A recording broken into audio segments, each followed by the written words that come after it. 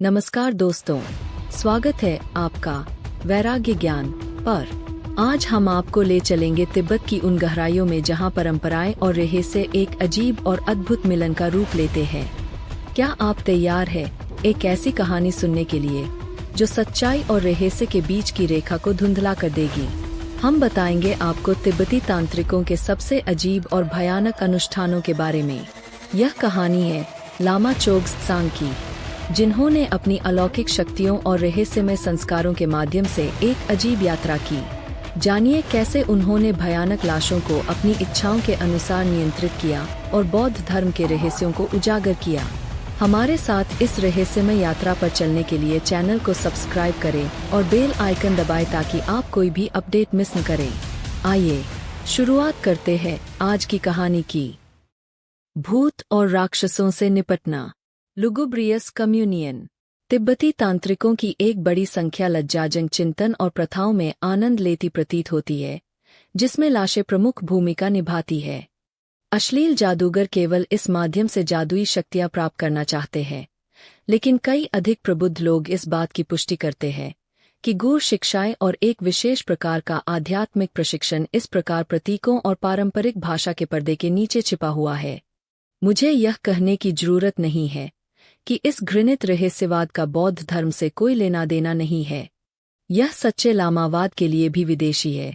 हालांकि कुछ लामा गुप्त रूप से इसके विचित्र आकर्षण के आगे झुक जाते हैं। इसकी उत्पत्ति को तांत्रिक हिंदू धर्म और प्राचीन बोनपो शमनवादियों के सिद्धांतों के प्रकाश में खोजा जाना चाहिए। तिब्बती जादूटोने के इस स्याह पक्ष को समझाने के लिए निम्नलिखित कहानी पर्याप्त होगी। यह मुझे बताया गया था चेरकू में संबंधित लोगों की मृत्यु के कुछ ही साल बाद, और एक ऐसे व्यक्ति द्वारा जो उन्हें व्यक्तिगत रूप से जानता था। मुख्य भूमिका निभाने वाले लामा ताचियनलू के पास मिनीक पार लखांग के मठाधीश थे, जिन्हें चोग्स-त्सांग के नाम से जाना जाता था। वह तिब्बत, चीन और दुनिया भर में होने वाली घटनाओं के संबंध में कई भविष्यवाणियों के लेखक हैं। उन्हें मृत्यु का कारण बनने में सक्षम अलौकिक शक्तियों सहित अलौकिक शक्तियों वाला माना जाता था। चोग्स-त्सांग अजीब, अक्सर काफी समझ से परे तरीके से व्यवहार करता था और आदी था। पीना। वह कुछ समय तक ताचियनलू के तिब्बती सरदार के साथ रहे, जो ग्यालपो राजा की उपाधि धारण करता है। एक बार अपने मेजबान के साथ बात करते और शराब पीते समय लामा ने घोड़े के मालिक की बहन को अपनी पत्नी के रूप में मांगा। इस अधिकारी ने, जो वहां मौजूद था, अपनी सहमति देने से इनकार कर दिया। लामा इतने क्रोधित थे कि उन्होंने कीमती जेड कप जिसमें उन्होंने शराब पी थी को हिंसक तरीके से जमीन पर फेंक दिया, जिससे वह टुकड़े टुकड़े हो गए, और उन्होंने अश्वारोही को श्राप देते हुए कहा कि 2 दिनों के बाद वह मर जाएगा। ग्यालपो ने अपने अधिकारी की बहन के लिए लामा के अनुरोध को स्वीकार नहीं किया और उसे अपने श्राप की शक्ति पर कोई विश्वास नहीं था। उन्होंने तर्क दिया कि घुड़सवार युवा और स्वस्थ था। फिर भी लामा ने कहा कि वह मर जाएगा, और वास्तव में 2 दिन बाद उस व्यक्ति की मृत्यु हो गई। तब ग्यालपो और युवा नौकरानी के माता पिता भयभीत हो गए और लड़की को लामा के पास लाने के लिए तत्पर हो गए, लेकिन उसने उसे ले जाने से इनकार कर दिया। वह उपयोगी होती, उन्होंने कहा, एक ऐसी वस्तु प्राप्त करने के लिए जिससे बड़ी संख्या में प्राणियों को लाभ होता, परंतु अवसर बीत गया और मुझे पत्नी की कोई परवाह नहीं। यह कहानी पहले अध्याय में उल्लिखित दुग्पा कुनलेग से मिलती जुलती है। यह तिब्बती कहानियों का एक सामान्य विषय है। अब एक शाम इसी चोग्स-त्सांग ने अप्रत्याशित रूप से अपना एक ट्रैपास बुलाया। 2 घोड़ों पर काठी बांधो, हम जा रहे हैं, उसने उसे आदेश दिया। भिक्षु ने लामा को फटकार लगाते हुए कहा कि पहले ही देर हो चुकी है और अगली सुबह इंतजार करना बेहतर होगा। चोग्स-त्सांग ने संक्षिप्त रूप से कहा, जवाब मत दो, अब चलें। वे चलते हैं, रात में सवारी करते हैं और एक नदी के पास किसी स्थान पर पहुंचते हैं। वहां वे अपने घोड़ों से उतरते हैं और नदी तट की ओर चल देते हैं। यद्यपि आकाश पूरी तरह से अंधेरा है, पानी पर एक स्थान सूर्य की किरणों से प्रकाशित है, और उस प्रकाशित स्थान पर एक शवधारा के विपरीत दिशा में तैर रहा है। थोड़ी देर बाद वह 2 व्यक्तियों की पहुंच में आ जाता है। चोग्स-त्सांग अपने साथी को आदेश देता है, अपना चाकू लो, मांस का एक टुकड़ा काटो और खाओ, और वह कहते हैं, भारत में मेरा एक दोस्त है जो हर साल इस तारीख को मुझे खाना भेजता है। फिर वह खुद ही काटना और खाना शुरू कर देता है। परिचारक भयभीत हो जाता है। वह अपने मालिक की नकल करने का प्रयास करता है, लेकिन निवाला उसके मुंह में डालने की हिम्मत नहीं कर पाता और उसे अपने आंचल में छिपा लेता है। दोनों मठ में लौटते हैं, जहां वे भोर में पहुंचते हैं। लामा भिक्षु से कहते हैं, मैं चाहता था कि आप इस रहस्यमय भोजन के उपकार और सबसे उत्कृष्ट फलों को साझा करें, लेकिन आप इसके योग्य नहीं हैं। यही कारण है कि तुमने उस टुकड़े को खाने का साहस नहीं किया, जिसे तुमने काटकर अपनी पोशाक के नीचे छिपा रखा है। इन शब्दों को सुनकर भिक्षु को अपने साहस की कमी पर पश्चाताप होता है और वह लाश का अपना हिस्सा लेने के लिए अपना हाथ अपने अंबाग में डालता है, लेकिन मांस का टुकड़ा अब वहां नहीं होता है। यह शानदार कहानी जोगशेन संप्रदाय के कुछ एंकरों द्वारा मुझे बड़े आराम से दी गई कुछ जानकारियों से मेल खाती है।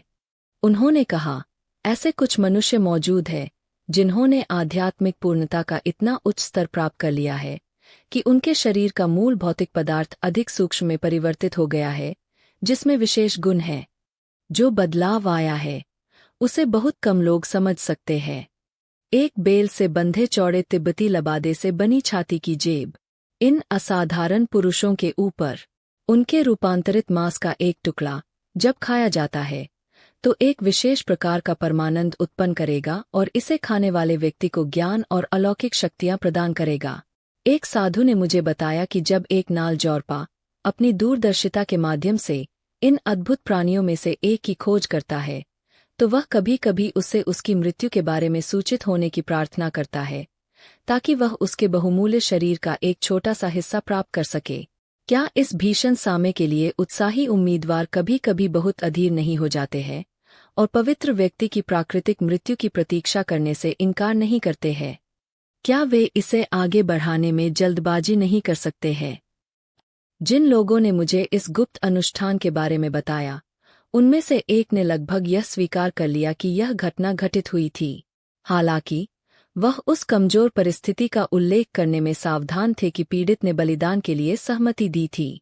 वह लाश जो नाचती है। एक और रहस्यमय संस्कार को रोलांग, वह शव जो खड़ा होता है, कहा जाता है।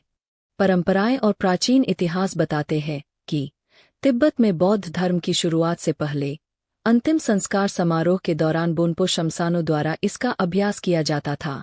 हालांकि ऐसी परिस्थितियों में किसी शव द्वारा की गई संक्षिप्त हरकत की तुलना तिब्बती तांत्रिकों द्वारा दर्शाए गए भयानक और विचित्र टाइट के दौरान होने वाली घटनाओं से नहीं की जा सकती है। रोलांग कई प्रकार के होते हैं। इन्हें ट्रोंग जग एक अनुष्ठान के रूप में समझने की भूल नहीं की जानी चाहिए, जिसके कारण किसी अन्य प्राणी की आत्मा एक शव में प्रवेश करती है और जाहिर तौर पर उसे पुनर्जीवित करती है, हालांकि शव अपने मूल निवासी द्वारा अनुप्राणित नहीं होता है। इनमें से एक घृणित रोलांग का वर्णन मुझे एक नगाग्स्पा ने इस प्रकार किया, जिसने कहा कि उसने स्वयं इसका अभ्यास किया है। जश्न मनाने वाले को एक अंधेरे कमरे में एक लाश के साथ अकेले बंद कर दिया जाता है। शरीर को चेतन करने के लिए वह उस पर मुंह से मुंह करके लेटता है और उसे अपनी बाहों में पकड़ते हुए उसे अन्य सभी विचारों को छोड़कर लगातार मानसिक रूप से एक ही जादू सूत्र को दोहराना चाहिए। एक निश्चित समय के बाद लाश हरकत करने लगती है। यह खड़ा होता है और भागने की कोशिश करता है। जादूगर दृढ़ता से उससे चिपककर उसे स्वयं को मुक्त करने से रोकता है। अब शरीर अधिक तीव्रता से संघर्ष करता है। यह असाधारण ऊंचाइयों तक छलांग लगाता है, अपने साथ उस आदमी को खींचता है जिसे राक्षस के मुंह पर अपने होंठ रखकर उसे पकड़ना होता है और मानसिक रूप से जादुई शब्दों को दोहराना होता है। अंत में शव की जीभ उसके मुंह से बाहर निकल आती है। निर्णायक क्षण आ गया है। जादूगर अपने दांतों से जीभ पकड़ लेता है और काट डालता है। लाश तुरंत ढह जाती है। शरीर को जगाने के बाद उसे नियंत्रित करने में विफलता का मतलब जादूगर के लिए निश्चित मृत्यु है। सावधानीपूर्वक सुखाई गई जीज एक शक्तिशाली जादुई हथियार बन जाती है, जिसे विजय नगाग्स्पा द्वारा संजोकर रखा जाता है। जिस तिब्बती ने मुझे ये विवरण दिए, उसने शव के क्रमिक जागरण का सबसे स्पष्ट रूप से वर्णन किया, पहला सचेत रूप जिसने उसकी चमकती आंखों को चमकाया और उसकी कमजोर हरकतें धीरे धीरे मजबूत होती गईं जब तक कि वह उछलते हुए राक्षस की हलचल को रोकने में असमर्थ नहीं हो गया और उसे अपनी सारी शक्ति की आवश्यकता थी। इसे धारण करने की शक्ति। उसने अपनी संवेदनाओं का वर्णन किया जब उसने महसूस किया कि जीभ लाश के मुंह से निकल रही है और अपने होठों को छू रही है, और उसे एहसास हुआ कि वह भयानक क्षण आ गया था जब अगर वह उस पर विजय पाने में विफल रहा तो भयानक प्राणी उसे मार डालेगा। क्या वह शानदार संघर्ष पूर्णतः व्यक्तिपरक नहीं था? क्या यह इनमें से किसी एक ट्रांस के दौरान नहीं हुआ था जिसे अक्सर तिब्बती नाल जोरपा द्वारा अनुभव किया जाता है, जिसे वे स्वेच्छा से विकसित भी करते हैं? में संदेह हुआ और जीभ देखने को कहा।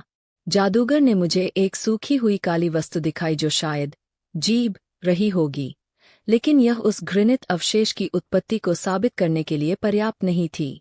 जो भी हो, बहुत से तिब्बती मानते हैं कि रोलांग संस्कार वास्तव में होता है। विशेष संस्कारों द्वारा लाशों को पुनर्जीवित करने के अलावा तिब्बतियों का यह भी मानना है कि कोई भी लाश अचानक उठ सकती है और जीवित लोगों को नुकसान पहुंचा सकती है। यही कारण है कि मृत शरीरों पर लगातार कोई न कोई व्यक्ति उन धार्मिक शब्दों का पाठ करता रहता है जो उस दिखावटी पुनरुत्थान को रोकते हैं। साल्विन के आसपास से पोगोन के एक ट्रैपा ने मुझे निम्नलिखित कहानी बताई। जब वह नौसिखिया लड़का था तब वह अपने मठ के 3 लामाओं के साथ एक घर में गया था जहां एक आदमी की मृत्यु हो गई थी। वहां लामाओं को मृतकों के लिए दैनिक संस्कार करना होता था जब तक कि उस दिन तक शव को कब्रिस्तान तक ले जाने के लिए नियुक्त नहीं किया जाता था। रात में वे उस बड़े कमरे के एक कोने में सो गए थे जहां शव रखा हुआ था, कई स्कार्फों के साथ और कपड़े में लिपटे हुए बैठे हुए थे। जादुई सूत्र सुनाने का कार्यभार मुझे सौंपा गया था। आधी रात में मैं लगातार थका देने वाली पुनरावृत्ति से उबर गया और शायद कुछ मिनटों के लिए झपकी ले ली। एक छोटे से शोर ने मुझे जगा दिया। एक काली बिल्ली लाश के पास से गुजरी और कमरे से बाहर चली गई। तभी मैंने कपड़ा फाड़ने जैसी कुछ चटकने की आवाज सुनी और मैं भयभीत हो गया जब मैंने देखा कि शव हिल रहा है और अपने बंधनों से मुक्त हो रहा है। डर से पागल होकर मैं घर से बाहर भागा, लेकिन इससे पहले कि मैं कमरे से बाहर भागता, मैंने देखा कि भूत एक हाथ फैला रहा है और सो रहे लोगों पर रेंग रहा है। सुबह तीनों आदमी मृत पाए गए। लाश अपनी जगह पर लौट आई थी लेकिन स्कार्फ फटे हुए थे और कपड़े उसके चारों ओर फर्श पर पड़े थे। तिब्बतियों को ऐसी कहानियों पर बहुत विश्वास है। रोलंग का स्पर्श नश्वर है और शरारती भूत उन सभी पर अपना हाथ रखने से नहीं चूकता जो उसकी पहुंच में है। केवल लामा जो मृतकों का संस्कार करते हैं, जादुई शब्दों और इशारों को जानते हैं जो उस खतरे को टाल देते हैं। शव को नियंत्रित करना और यदि वह हिलने का प्रयास करता है तो उसे वापस बैठा देना। हमें रोलांगों के बारे में भी बताया जाता है जो उस घर से भाग जाते हैं जहां वे पुनर्जीवित हुए हैं और देश भर में घूमते हैं। फिर कहा जाता है कि अन्य लोग बिना कोई निशान छोड़े गायब हो जाते हैं। तिब्बत के अच्छे लोगों के बीच रोलांगों के बारे में जो कहानियां सुनी जाती है उनसे अनगिनत किताबें भरी जा सकती है। मंत्रमुग्ध खंजर। यह कहने की आवश्यकता नहीं है कि उछलती लाशों की जीभें यदि अस्तित्व में है तो जादूटोना के असाधारण साधन हैं। लामावादी जादूगरों द्वारा आमतौर पर इस्तेमाल किए जाने वाले अनुष्ठानिक हथियार, जिन्हें फुरबा कहा जाता है, कांच से, लकड़ी या यहाँ तक कि हाथी दांत से बने होते हैं, जिनका आकार खंजर जैसा होता है और अक्सर खूबसूरती से तराशी या नक्काशी की जाती है। हालांकि तिब्बती गुप्त विद्या में एक सच्चा आरंभकर्ता जादूगर और उसकी घृणित प्रथाओं का उपहास करेगा। उनका मानना है कि जादुई हथियार की शक्ति उस पदार्थ पर निर्भर नहीं करती जिससे इसे बनाया गया है, बल्कि यह जादूगर द्वारा स्वयं बताई जाती है। फिर भी जैसे जैसे समय बीतता है, इस ऊर्जा का एक निश्चित हिस्सा फुरबा से जुड़ा रहता है। जादुई अनुष्ठानों में इसके बार बार उपयोग से इसकी ताकत बढ़ जाती है। अक्रिय वस्तु उसी प्रकार आधिपत्य हो जाती है जैसे कोई चेतन प्राणी हो सकता है। हम अगले अध्याय में इस विश्वास को मानने वाले नगाग्स्पा द्वारा अपनाई गई प्रक्रिया के बारे में पढ़ेंगे। दूसरी ओर, यह कहा जाता है कि जबरदस्ती संस्कार में काम आने वाले अनुष्ठानों को किसी आम आदमी या किसी अनभिज्ञ भिक्षु के घर में नहीं रखा जाना चाहिए, इस डर से कि खतरनाक संस्थाएं वश में हो जाएंगी। यदि वह नहीं जानता कि अपनी सुरक्षा कैसे करनी है, तो वह अपने तरीकों से उनका उपयोग मालिक से बदला लेने के लिए कर सकता है। उस विश्वास के लिए मैं कुछ दिलचस्प वस्तुओं का ऋणी हूँ, जिन्हें वे विरासत में मिली थीं। उन्होंने मुझसे अपने साथ ले जाने की विनती की। एक दिन मेरे पास इस तरह की अप्रत्याशित घटना इतनी अजीब तरह से आई कि इसकी कहानी बताने लायक है। उत्तरी तिब्बत में एक यात्रा के दौरान मेरी मुलाकात लामाओं के एक छोटे से कारवां से हुई, और इन पगडंडियों पर जहां यात्री कम होते हैं, परंपरा के अनुसार उनसे बात करने पर मुझे पता चला कि वे एक फुरबा ले जा रहे थे जो आपदा का स्रोत बन गया था। यह अनुष्ठानिक उपकरण एक लामा, उनके गुरु, का था, जिनकी हाल ही में मृत्यु हो गई थी। मठ में ही खंजर ने नुकसान पहुंचाना शुरू कर दिया था। जिन 3 भिक्षुओं ने इसे छुआ था, उनमें से 2 की मृत्यु हो गई थी, और दूसरे ने घोड़े से गिरकर अपना पैर तोड़ दिया था। तभी मठ के प्रांगण में लगा आशीर्वाद का झंडा रखने वाला खंभा टूट गया, और इसे बहुत अपशकुन माना जाता है। भयभीत, फिर भी बड़े दुर्भाग्य के डर से फुरबा को नष्ट करने की हिम्मत नहीं कर रहा था, मोंटे ने इसे एक बॉक्स में बंद कर दिया था। इसके तुरंत बाद बॉक्स से अजीब आवाजें सुनाई दीं। आखिरकार उन्होंने उस घातक वस्तु को एक देवता को समर्पित एक अलग गुफा में रखने का निर्णय लिया, लेकिन उस क्षेत्र में रहने वाले चरवाहों ने सशस्त्र विरोध की धमकी दी। उन्हें एक फुरबा की कहानी याद आई जो हवा में घूमकर कई लोगों और जानवरों को घायल और मार रहा था। कोई नहीं जानता था कि ये चमत्कार कहाँ और कब हुए थे, लेकिन अंधविश्वासी दिमागों के लिए ऐसे विवरण बहुत कम महत्व रखते हैं। चरवाहे अपने पड़ोस में फुरबा नहीं चाहते थे। वह अभागा ट्रैपास जो मंत्रमुग्ध खंजर को आकर्षण से छपे कई कागजों में लपेटकर ले जाता था और एक ताबूत में बंद कर दिया गया, नहीं पता था कि इससे कैसे छुटकारा पाया जाए। उनके उदास चेहरों ने मुझे उनकी विश्वसनीयता पर हंसने से रोक दिया। मैं भी उस चमत्कारी अस्त्र को देखने को उत्सुक था। मुझे फुरबा देखने दो, मैंने कहा। शायद मैं तुम्हारी मदद करने का कोई रास्ता खोज लूंगा। उन्होंने इसे बॉक्स से बाहर निकालने की हिम्मत नहीं की, लेकिन लंबी बातचीत के बाद उन्होंने मुझे खुद ऐसा करने की अनुमति दे दी।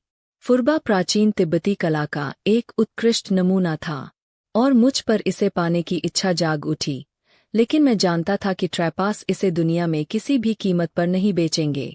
रात के लिए हमारे साथ डेरा डालो, मैंने उनसे कहा, और फुरबा मेरे पास छोड़ दो, मैं इस पर विचार करूंगा। मेरे शब्दों ने कुछ भी वादा नहीं किया, लेकिन एक अच्छे रात्रिभोज और मेरे लोगों के साथ बातचीत के प्रलोभन ने यात्रियों को स्वीकार करने का फैसला किया। रात होने पर मैं जाहिरा तौर पर खंजर लेकर शिविर से कुछ दूरी पर चला गया, जो अपने बक्से से मुक्त हो गया था।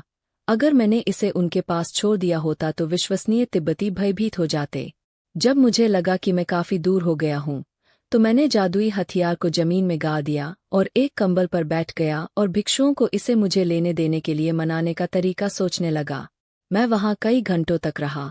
तभी मुझे उस स्थान के पास एक लामा का रूप दिखाई दिया, जहां मैंने फुरबा लगाया था। वह सावधानी से झुकते हुए आगे बढ़ा।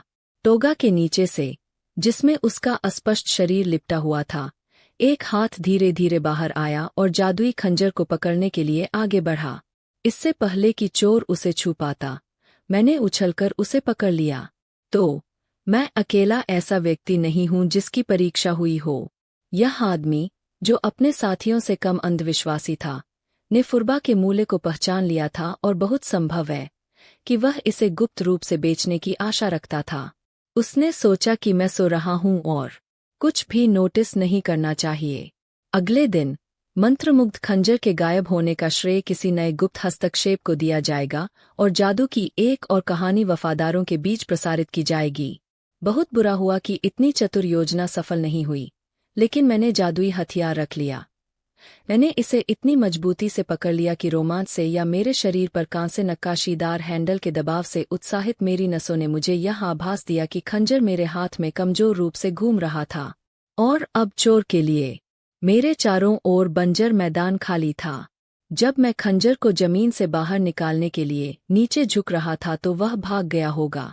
मैं शिविर की ओर भागा। जो आदमी अभी अभी लौटा था या जो मेरे पीछे आया था, वही अपराधी होगा। मैंने हर किसी को बुरी शक्तियों से सुरक्षा के लिए बैठकर धार्मिक ग्रंथों का पाठ करते हुए पाया। मैंने योंगडेन को अपने तंबू में बुलाया। कौन सा भिक्षु गायब है? मैंने उससे पूछा। कोई नहीं, उसने उत्तर दिया। वे डर से आधे मरे हुए हैं। उन्हें प्रकृति की आवश्यकताओं को पूरा करने के लिए तंबू से इतनी दूर जाने की भी हिम्मत नहीं हुई।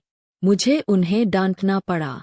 अच्छा, मैं अवश्य ही चीजें देख रहा था, लेकिन शायद इससे मुझे फायदा होगा। सुनो, मैंने ट्रैपर से कहा, यही हुआ है। और मैंने उन्हें अपने भ्रम और उनकी ईमानदारी के बारे में मेरे मन में उत्पन्न संदेह के बारे में बिल्कुल स्पष्ट रूप से बताया। निश्चित रूप से वह हमारे ग्रैंड लामा थे, उन्होंने चिल्लाकर कहा। वह अपना फरबा वापस लेना चाहता था, और यदि वह सफल हो जाता तो शायद वह तुम्हें मार डालता। ओह जेत्सुनमा, आप एक सच्चे गोमचेनमा हैं।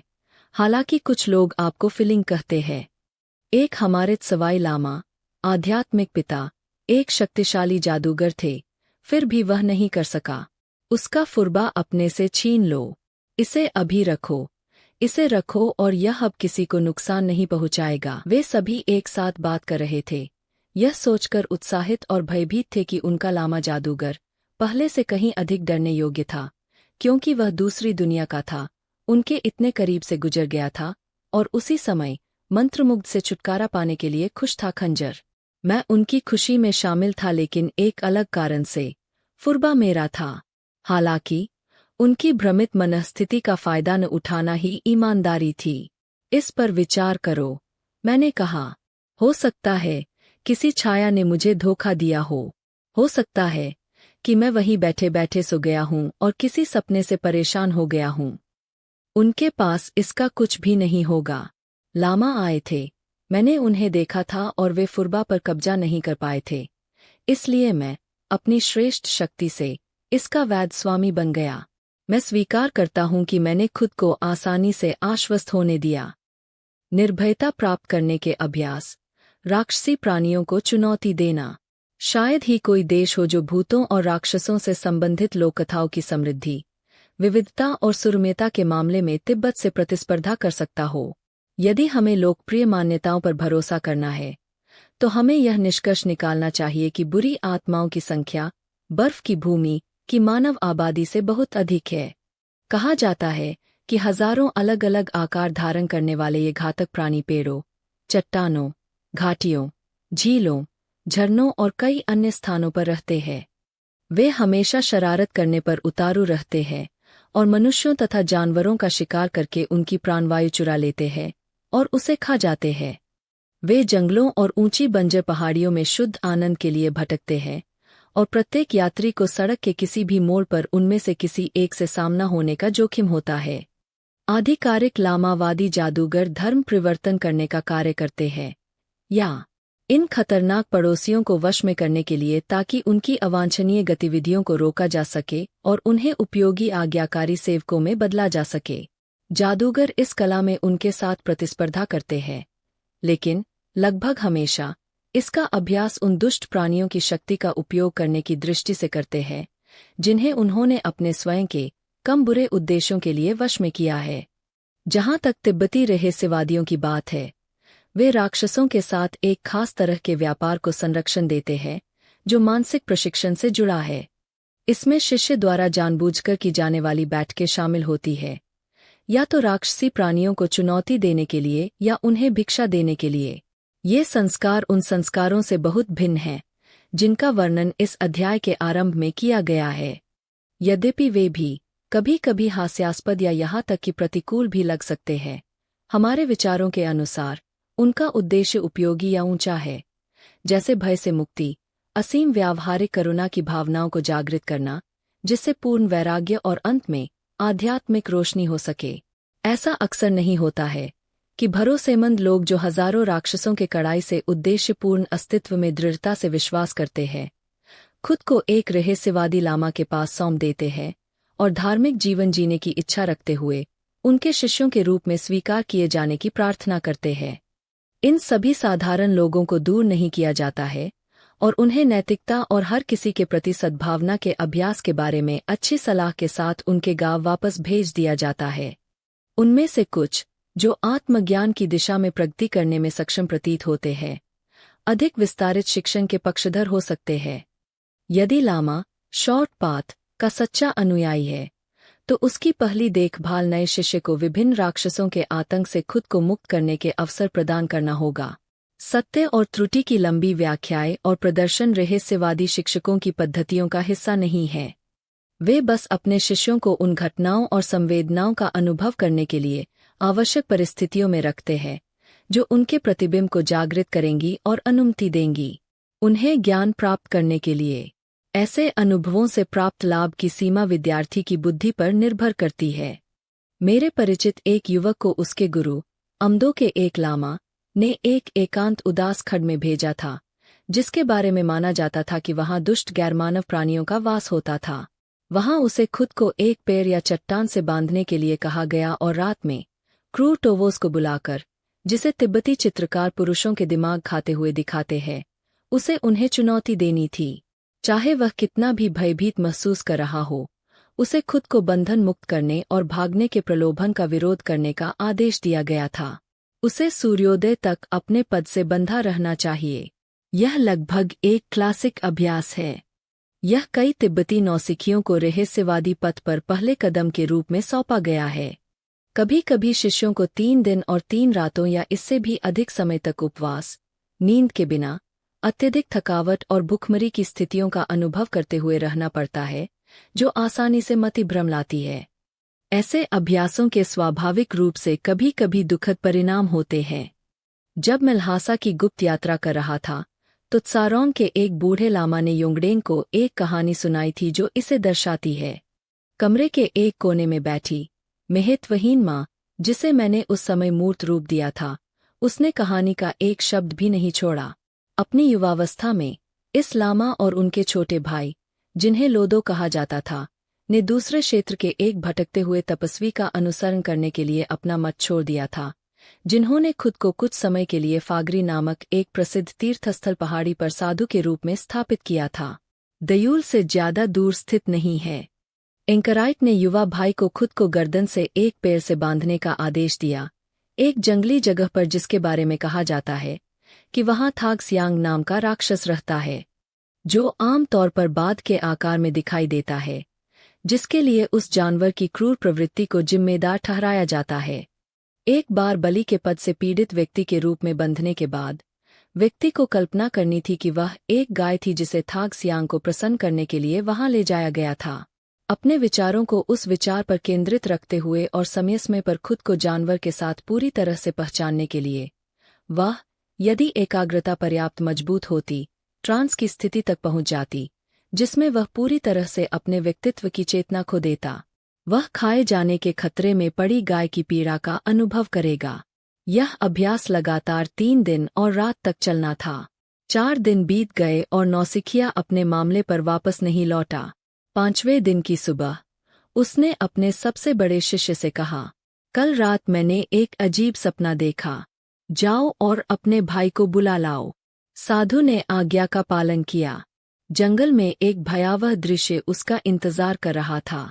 लोदो की लाश, फटी और आधी खाई हुई, आंशिक रूप से एक पेड़ से चिपकी रही, जबकि खून के टुकड़े आसपास की झाड़ियों में बिखरे पड़े थे।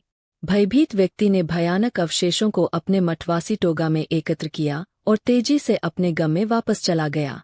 जब वह उस झोपड़ी में पहुंचा जिसमें वह अपने 2 शिष्यों के साथ रहता था, तो उसने उसे खाली पाया। लामा अपने साथ अपना सारा सामान, 2 धार्मिक पुस्तकें, कुछ अनुष्ठानिक उपकरण और शीर्ष पर एक त्रिशूल के साथ अपनी यात्रा छड़ी लेकर चले गए थे। बूढ़े तिब्बती ने कहा, मुझे लगा कि मैं पागल हो रहा हूँ। उस अचानक चले जाने से मैं अपने भाई के क्षतविक्षत शरीर की खोज से भी अधिक भयभीत हो गया। हमारे शिक्षक ने क्या सपना देखा था? क्या वह अपने शिष्य के भयानक भाग्य को जानता था? वह क्यों गया था? वास्तव में पीड़ित भिक्षु से बेहतर कुछ भी जाने बिना कि किन कारणों से लामा भाग गया था। मैंने फिर भी सोचा कि जब उसने देखा कि उसका शिष्य वापस नहीं आया है, तो उसे डर लगा होगा कि जंगल में जंगली जानवरों के कारण उस युवक के साथ कोई दुर्घटना हो गई है। जानवर शायद उसे सपने में सचमुच उस दुखद घटना के बारे में किसी तरह की रहस्यमय जानकारी मिली थी, और उसने पीड़ित परिवार के गुस्से और बदले से बचना ही समझदारी समझा। जहां तक नौसिखिए की मौत का सवाल है, इसे काफी स्वाभाविक रूप से समझाया जा सकता है। उस क्षेत्र में अक्सर पैंथर पाए जाते हैं। कुछ तेंदुए जंगलों में भी घूमते हैं। कहानी सुनने से कुछ दिन पहले मैं खुद दो लोगों से मिला था। एक इन जानवरों में से एक, जिसे भिक्षु ने स्वयं शायद अपनी नीचता से आकर्षित किया था, ने शायद उसे अपने बंधन तोड़ने और अपनी रक्षा करने का समय मिलने से पहले ही मार डाला होगा। लेकिन उस दुखद कहानी को बताने वाले व्यक्ति और उसके आसपास बैठे लोगों द्वारा एक बहुत अलग व्याख्या दी गई थी। उनके अनुसार दानवबाघ ने अनजाने में उसे दी गई भेंट हड़प ली थी। उन्होंने कहा, युवा शिष्य ने उन जादुई शब्दों और इशारों को नजरअंदाज कर दिया जो उसकी रक्षा कर सकते थे, और इस मामले में उनके शिक्षक की गलती बहुत बड़ी थी, क्योंकि उन्हें शिक्षाओं और अनुष्ठानिक सूत्रों से लैस किए बिना राक्षसवाद को चुनौती देने के लिए कभी नहीं भेजना चाहिए था, जो ऐसे मामलों में प्रभावशाली हथियार है। लेकिन भाईचारे के प्यार में घायल साधु के मन की गहराई में एक और भी भयानक विचार आया, जिसे उसने धीमी और कांपती आवाज में व्यक्त किया। कौन जानता है, उन्होंने कहा, अगर वह अजीब लामा स्वयं राक्षसबाघ नहीं था जिसने एक शिकार को आकर्षित करने के लिए मानव रूप धारण किया था, वह मेरे गरीब भाई को इंसान के रूप में नहीं बल्कि रात में मार सकता था। जब मैं सो रहा था तो वह अपने बाघ के आकार को पुनः प्राप्त करते हुए जंगल की ओर भाग गया और अपनी क्रूर लालसा को संतुष्ट किया। बूढ़े व्यक्ति के अंतिम शब्द गहन मौन से मिले। अपनी खोई हुई जवानी का यह भयावह किस्सा शायद उन्होंने कई बार सुनाया था, लेकिन उनके दर्शक एक बार फिर बहुत प्रभावित हुए। क्या अब भी किसी दिन ऐसा नहीं होगा? थाग सियांग और कई अन्य सजातीय प्राणी गांवों के आसपास घूमना और यात्रियों का पीछा करना जारी रखते हैं, जो अपर्याप्त रूप से संरक्षित लोगों का शिकार करने की कोशिश करते हैं। वहां मौजूद हर व्यक्ति ने इस पर विश्वास किया। चूल्हे से बीच बीच में उठती आग की लपटों से मंद रोशनी में बड़ी रसोई में एक महिला ने सहजता से दीवारों पर चिपकाए गए सुरक्षात्मक ताबीज की ओर अपनी आंखें उठाईं, जैसे वह यह सुनिश्चित करना चाहती हो कि वे अभी भी वहां है। दादाजी अगले कमरे में चले गए, जहां परिवार की वेदी पर शाम को दीप जलाए जाते थे और उनके द्वारा जलाई गई अगरबत्तियों की मीठी सुगंध हमारी नसों को शांत करने के लिए तैरती थी।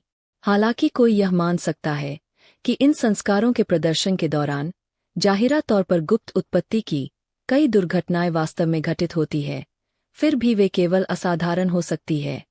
इसलिए यह तर्कसंगत ही लगता है कि प्रेतवाधित स्थानों पर बैठने और बुरी आत्माओं को चुनौती देने में एक निश्चित समय बिताने के बाद शिष्य को उन प्राणियों के अस्तित्व पर संदेह करना चाहिए जो कभी प्रकट नहीं होते हैं। मैंने इस विषय पर कई लामाओं से पूछताछ की है। अविश्वसनीयता कभी कभी आती है। देर से एक गेशेस ने उत्तर दिया। एक, वास्तव में यह रहस्यवादी गुरुओं की अंतिम वस्तुओं में से एक है, लेकिन यदि शिष्य उचित समय से पहले मन की इस स्थिति तक पहुंचता है तो वह कुछ ऐसा करने से चूक जाता है जिसे विकसित करने के लिए इन अभ्यासों को डिजाइन किया गया है। वह है निर्भयता। इसके अलावा शिक्षक साधारण अविश्वसनीयता को स्वीकार नहीं करते, वे इसे सत्य के विपरीत मानते हैं। एक एगेशिस एक स्नातक है, एक प्रकार का LLD और PhD, दर्ज पूर्वी तिब्बत के खाम प्रांत में एक शहर है। शिष्य को यह समझना चाहिए कि देवता और राक्षस वास्तव में उन लोगों के लिए अस्तित्व में है जो उनके अस्तित्व में विश्वास करते हैं, और वे उन लोगों को लाभ पहुंचाने या नुकसान पहुंचाने की शक्ति रखते हैं जो उनकी पूजा करते हैं या उनसे डरते हैं। हालांकि बहुत कम लोग अपने प्रशिक्षण के शुरुआती भाग में अविश्वसनीयता तक पहुंचते हैं। अधिकांश नौसिखिए वास्तव में भयावह दृश्य देखते हैं। मैं इस बात की राय का खंडन करने का जोखिम नहीं उठाऊंगा। कई उदाहरणों ने मुझे साबित कर दिया है कि यह अच्छी तरह से आधारित है। अंधेरा, खूंखार दुष्ट प्राणियों से मिलने के लिए चुने गए स्थानों का अजीब जंगली पहलू, ओरिएंटल लोगों के पास अपने विचारों को देखने की उच्च स्तर की शक्ति मतिभ्रम पैदा करने के लिए पर्याप्त है। लेकिन क्या हमें इन विचित्र अनुष्ठानों के उत्सवकर्ताओं द्वारा देखी गई सभी घटनाओं को मतिभ्रम के रूप में वर्गीकृत करना चाहिए? तिब्बती पुष्टि करते हैं कि हमें ऐसा नहीं करना चाहिए। मुझे पूर्वी तिब्बत के कुशोक वांचेन नामक गोमचेन से राक्षसों को बुलाने के दौरान होने वाली अचानक मौतों के बारे में बात करने का अवसर मिला। यह लामा अंधविश्वास के प्रति इच्छुक नहीं दिखे और मुझे लगा कि वह इस मामले पर मेरी राय से सहमत होंगे। जो लोग मरे वे डर से मारे गए। उनके दर्शन उनकी अपनी कल्पना की उपज थे। जो राक्षसों पर विश्वास नहीं करता, वह उनके द्वारा कभी नहीं मारा जाएगा। जब एंकरों ने अजीब स्वर में जवाब दिया तो मुझे बहुत आश्चर्य हुआ। उसके अनुसार यह भी होना चाहिए कि जो व्यक्ति बाघों के अस्तित्व में विश्वास नहीं करता है, वह आश्वस्त महसूस कर सकता है कि उनमें से कोई भी उसे कभी नुकसान नहीं पहुंचाएगा, भले ही उसका सामना ऐसे जानवर से हो। और उसने जारी रखा, मानसिक संरचनाओं की कल्पना करना, चाहे स्वेच्छा से या नहीं, एक अत्यंत रहस्यमय प्रक्रिया है।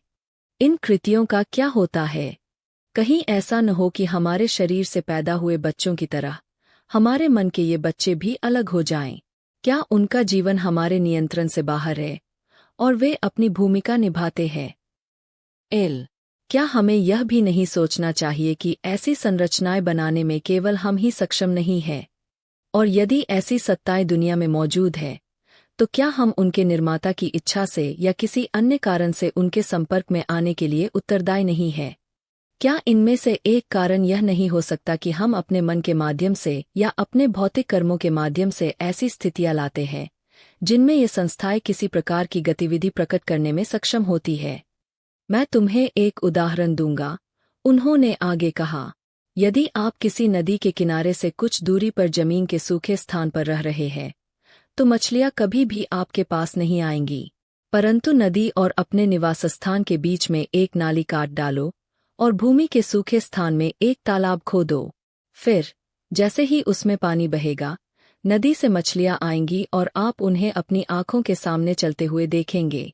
बिना उचित विचार किए चैनल खोलने से सावधान रहना ही समझदारी है। वास्तव में कुछ लोगों को संदेह है कि दुनिया के जिस विशाल भंडार का उपयोग वे अनजाने में करते हैं, उसमें क्या है, और हल्के फुल्के अंदाज में उन्होंने निष्कर्ष निकाला, व्यक्ति को पता होना चाहिए कि अपनी सुरक्षा कैसे करनी है। उन बाघों के विरुद्ध जिन्हें किसी ने जन्म दिया है, और उनके विरुद्ध भी जिन्हें दूसरों ने जन्म दिया है। भयानक रहस्यवादी भोज। यह ये सिद्धांत और उनके जैसे अन्य सिद्धांत है जिन्होंने गुप्त विरोधियों के साथ मानसिक कुश्ती के लिए अभ्यास के आधार के रूप में उचित समझे जाने वाले स्थानों की पसंद को निर्धारित किया है। साथ ही इन अवसरों पर अभ्यास किए जाने वाले अनुष्ठानों के अजीब रूप को भी निर्धारित किया है। उनमें से सबसे शानदार को काटना कहा जाता है। यह एक अभिनेता द्वारा निभाया गया एक प्रकार का रहस्य है। तो यही थी आज की कहानी। आशा है कि आपको यह पसंद आई होगी और इससे कुछ नया सीखने को मिला होगा। अगर आपको यह वीडियो अच्छा लगा हो तो कृपया इसे लाइक और शेयर जरूर करें। हमारी यात्रा में साथ बने रहने के लिए हमारे चैनल को सब्सक्राइब करना ना भूलें और बेल आइकन को दबाएं ताकि आपको हर नई वीडियो का नोटिफिकेशन मिल सके। हमारे साथ जुड़े रहें और हर दिन कुछ नया सीखते रहें। अगली वीडियो में मिलते हैं। तब तक के लिए खुश रहिए और ज्ञान की इस यात्रा का आनंद लीजिए। धन्यवाद।